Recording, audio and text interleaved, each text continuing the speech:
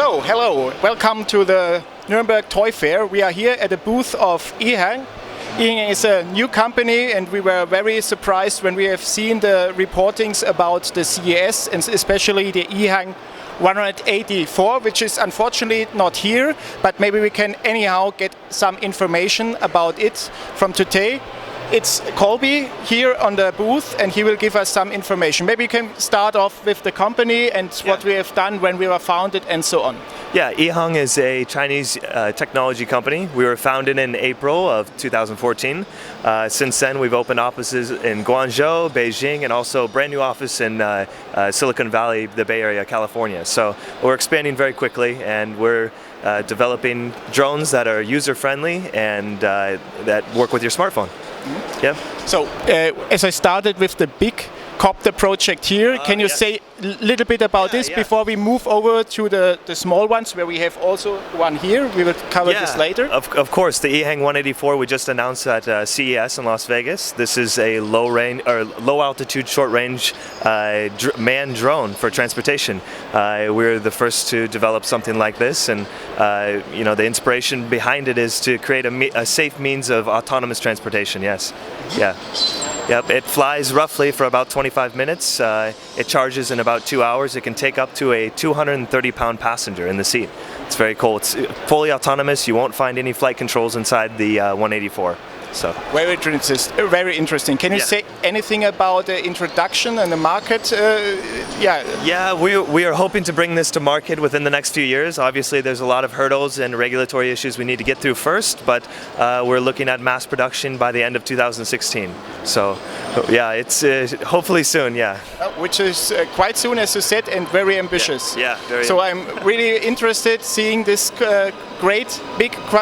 Actually, it's not a quattro; it's an octocopter. Right. Seeing in the field and operating. Yeah. But maybe we then can move over to the small one. Of course.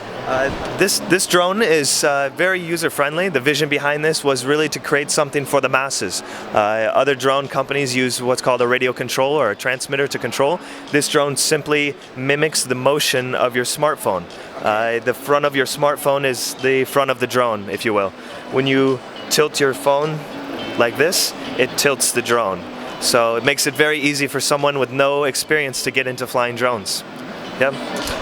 Can you say us anything more specific on the camera, for example? What is the resolution of the camera, and how is it stabilized and so on? Right. We actually offer 4 different versions of the Ghost drone.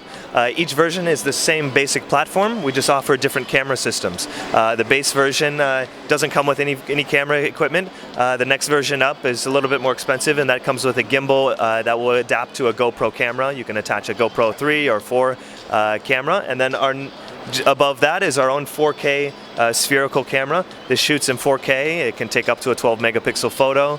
It's stabilized with a built-in gimbal as well. So it's very, very user-friendly. You can also adjust the camera settings from 4K to 1080 or 720, depending on your needs. Yep. Can you say anything about market availability? Will it be available right now, or from when on you will? Yep. I'll tell you, the Ghost drone is available currently. The version that comes with our VR goggles, which I'll get to in a moment, is not available. Hopefully that will be available around early March. So we're still waiting on that, but this version and the other versions I was talking about with the GoPro are available currently. Yep. Are there any specifics about the goggles? Do they have any special features, or?